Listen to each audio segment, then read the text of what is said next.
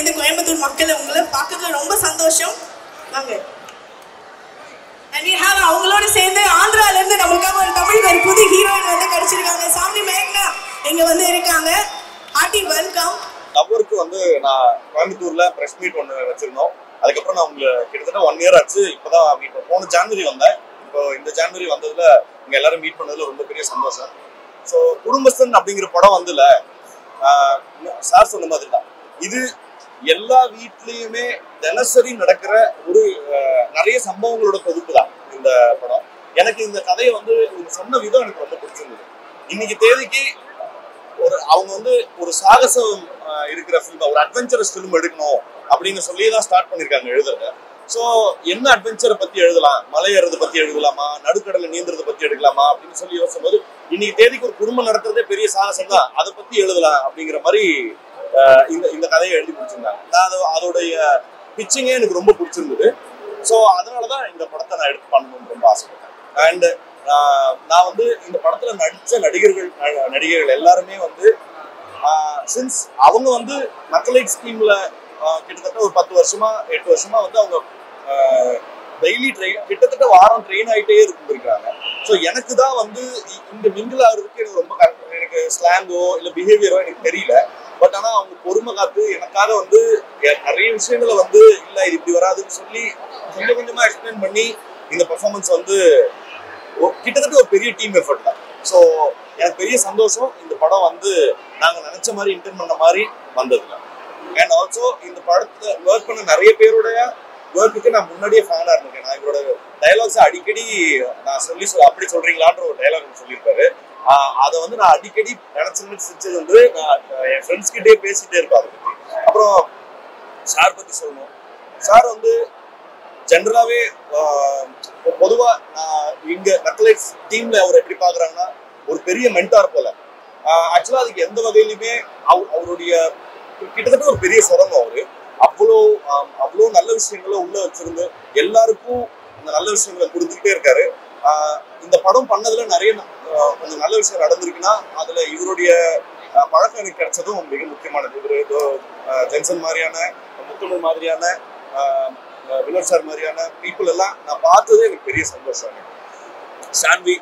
ஷான்வி வந்து என்ன சொல்றது, அவங்க தெலுங்குல இருந்து இங்க வந்திருந்தாங்க. நான் வந்து இவங்க ஹீரோயின் இவங்கதான் சொல்லி செலக்ஷன் பண்ணி காமிச்சோன்னா ஏப்பா தெலுங்குல இருக்கவங்க எப்படி கொங்கு ஸ்லாங் எப்படி பேசுவாங்க அவங்க வருமானுட்டு.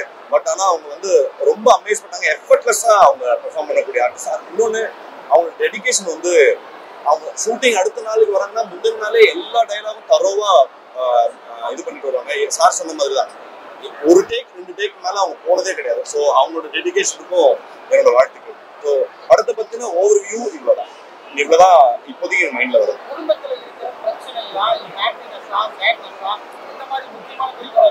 இப்ப எப்படி சொல்லலாம்னா நிஜமா ரெண்டுமே ஒரு குடும்பம்னா எல்லாமும் உண்டுதான் சார், சுகதுக்கம் ரெண்டுமே இருக்கும்.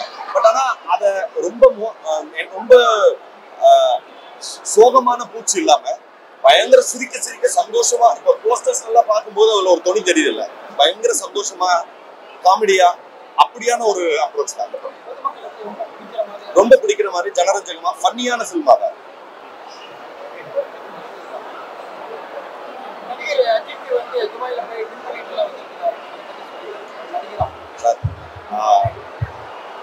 ஃபர்ஸ்ட் ஆஃப் ஆல் நம்ம இந்த ஈவெண்ட் பத்தி நான் அது சொல்றேன். பட் ஆனா இதோட ரெஸ்ட்ரிக்ட் பண்ணிட்டா இன்னும் பெட்டர்னு நினைக்கிறேன். ஏன்னா அது எங்களுக்கு உபயோகமா இருக்கும். ஓகேங்களா? ஒண்ணு. ரெண்டாவது அஜித் சார் வந்து என்னைக்குமே அக்ராஸ் ஜெனரேஷன் அவர் பெரிய இன்ஸ்பிரேஷன் தான், பெரிய ஐகான் தான். ஏன்னா அவருடைய தொடர் இந்த பேஷனை நோக்கின சேஸ் வந்து பயங்கரமா நிறைய. நான் அவர் ஒர்க் பண்ணும் போதுமே அவர்கிட்ட நான் சொல்லியிருக்கேன், அவர் என்னைக்குமே வந்து அவரோட பேஷனை வந்து என்னைக்குமே கைவிட்டது இல்லை. அவருடைய ஃப்ரூட்ஸ் வந்து அவருக்கு கிடைச்சிக்கிட்டே இருக்கிறதுங்கிறது இன்னும் எனக்கு இன்ஸ்பைரிங்கா இருக்கு. ஓகே, நம்மளாலையும் முடியும், தொடர்ந்து சேஸ் பண்ணிட்டு அதை பிடிச்சிருக்கும்.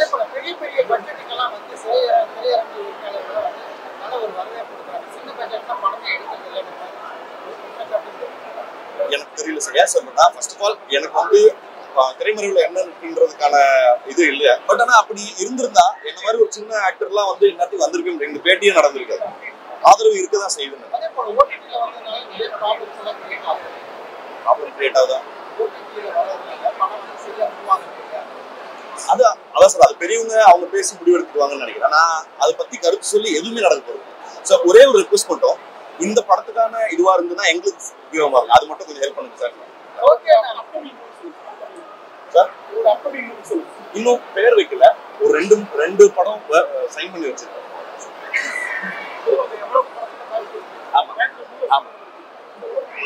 ரொம்ப சந்தோஷமா இருந்தது.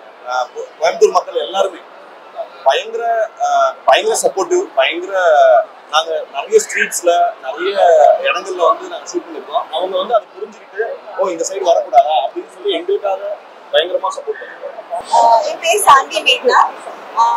எக்ஸ்பீரியன்ஸ் வந்து ஆக்சுவலி நிறைய விஷயம் நான் கற்றுக்கிட்டேன் ஷூட்டிங் பண்ணும்போது.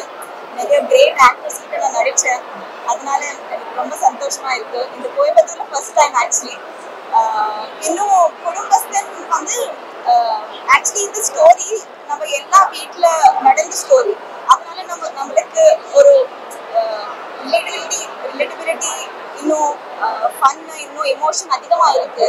அதனால நம்ம கண்டிப்பாக பார்க்கணும். ஏன்னா என்ஜாய் பண்ணதுக்கு நம்ம பார்க்கணும் படம். நமக்கு அவரோட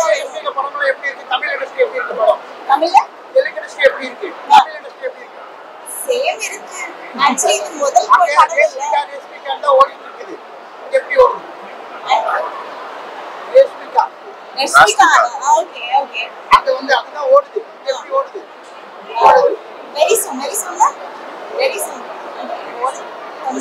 ரொம்ப சீக்கிரமா ஆகும். சினிமா நிறைய வகையான கதாநாயகர்களை பார்த்துருக்குது.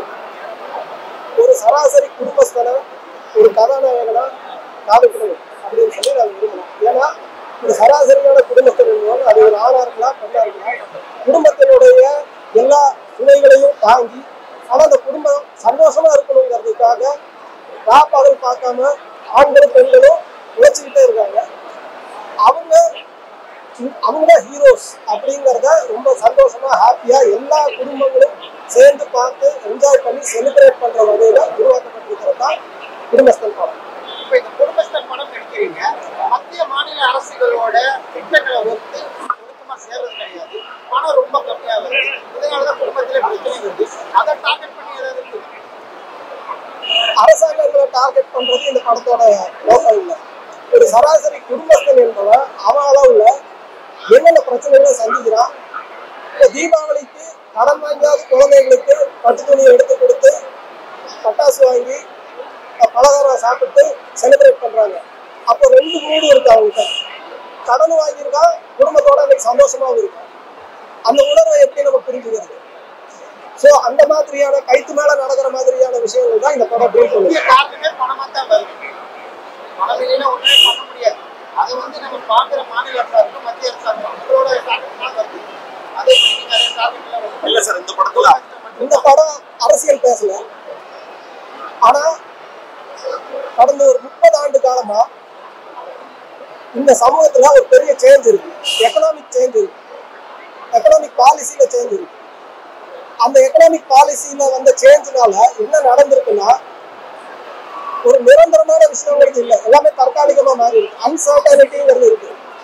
இப்போ ஐடில ₹1,00,000 சம்பளம் வாங்குறாங்க, ஆனா வேலையில 10 வருஷம் நிரந்தரமா இருப்பாங்களான்னு அவங்களால சொல்ல முடியாது.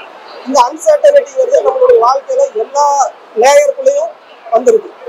அப்போ அந்த அன்சர்டனிட்டி ஒரு தனி மனிதனை, ஒரு குடும்பத்தை, ஒரு சமூகத்தை எப்படி மாத்தி இருக்குங்கிறத ஒரு சோசியலா ரொம்ப காமிக்கலா சந்தோஷமா பகடியா சொல்ற ஒரு படம் தான் குடும்பஸ்தன். இந்த படத்துக்கு தான் நான் வந்து ஏடியா ஒர்க் பண்றதுக்கு நக்லைட்ஸ்ல ஜாயின் பண்ணேன் ஒரு 8 வருஷத்துக்கு முன்னாடி. நல்ல நல்ல ராஜேஷ் எடுத்த ரொம்ப நல்ல முடிவுல என்ன மாதிரி ஒரு மோசமான ஏடியா நடிகனாக்கி அவருக்கு டைரக்டர் ஆகி கரை சேர்ந்துட்டாரு. பர்சனலா ஒரு 7 வருஷம் 8 வருஷம் கழிச்சு நாங்கள் எல்லாம் சேர்ந்து ஆரம்பிச்ச நக்லைட்ஸ்ல ஒரு 8 வருஷ கனவை நனவாக்கி இருக்கிற ஒரு ஈவெண்ட்டாக தான் இது நாங்கள் பார்க்குறோம். 8 வருஷம் போராட்டம் அப்படின்லாம் கிடையாது, 8 வருஷம் லேர்னிங். எல்லாரும் ஒன்றா லேண்ட் ஆனது வந்து பயங்கர ஹாப்பி. மீதி நீங்கள் பார்த்துட்டு சொல்லுங்கள், நல்ல படமாக கொடுத்துருக்கோன்னு நம்புகிறோம்.